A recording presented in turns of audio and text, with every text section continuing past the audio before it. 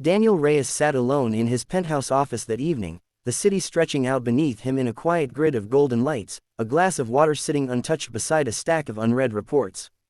The television played quietly in the background, tuned to the local evening news out of habit more than genuine interest.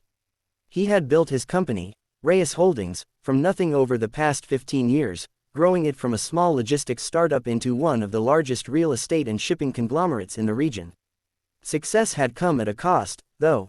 Long hours, distant relationships, a life that often felt more like a balance sheet than something truly lived. That evening, a segment caught his attention, a local reporter standing outside an apartment building, her voice tight with sympathy as she described a woman being evicted alongside her young daughter, their belongings stacked haphazardly on the sidewalk while a small crowd of neighbors watched helplessly nearby. The property, owned by a private management firm, cited unpaid rent following a medical emergency that left the tenant unable to work for nearly 2 months, the reporter explained.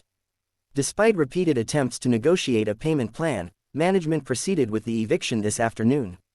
Daniel watched, his stomach tightening uncomfortably as the camera panned briefly across the building's entrance, capturing the address clearly on the awning above the door.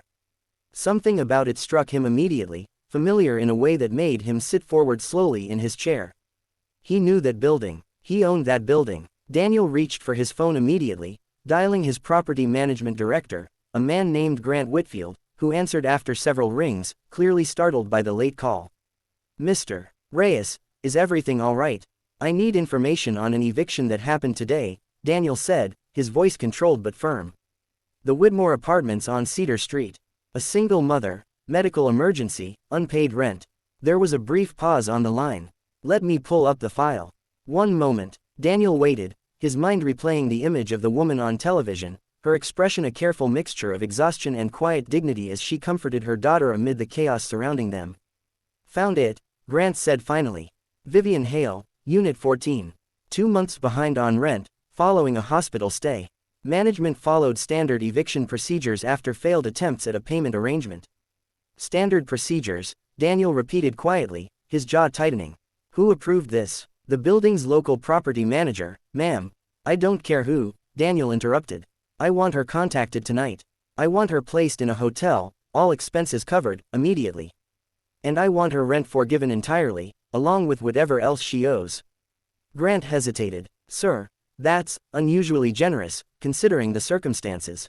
I built that company to house people, not remove them from their homes during a medical crisis," Daniel said firmly.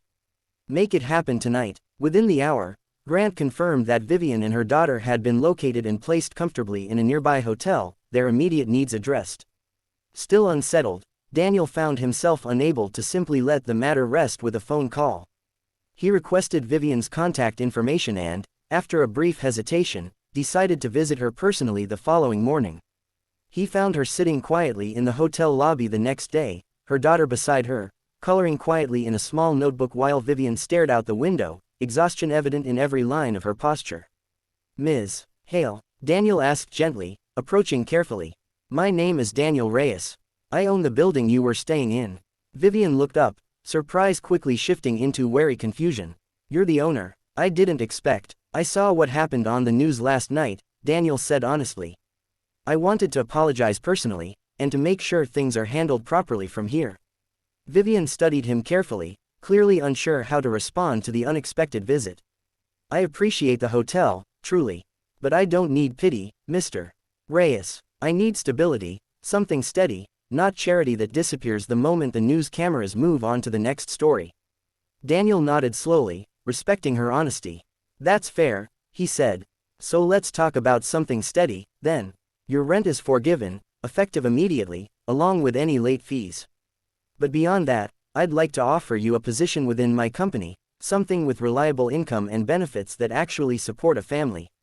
Vivian blinked, clearly caught off guard.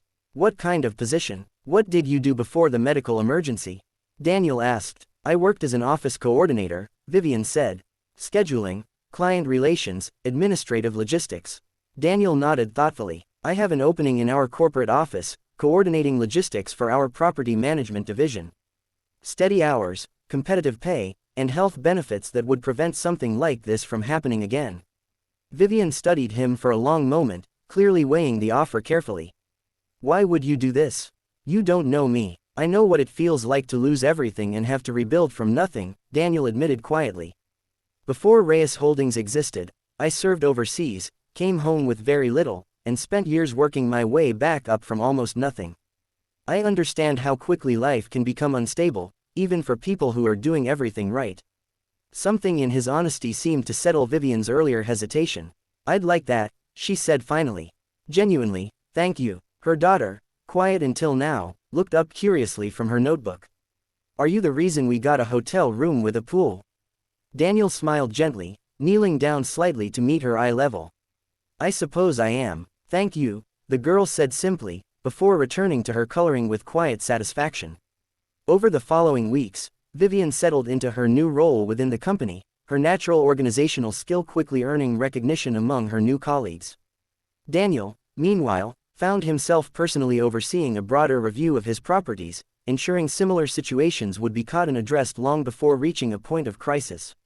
Months later, during a quiet company gathering, Vivian approached him, her daughter trailing happily beside her, clearly more comfortable now than she'd been that first difficult morning in the hotel lobby. I never properly thanked you, Vivian said.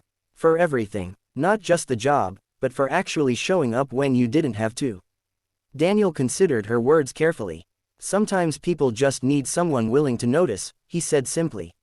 I saw an address on the news that I recognized, and I couldn't just look away.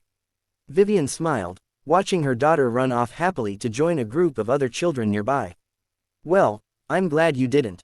As Daniel watched the quiet, ordinary happiness unfolding in front of him, families laughing, children playing, people simply living their lives with a stability they hadn't always known, he felt, for the first time in a long while, that his success finally meant something beyond the numbers on a balance sheet.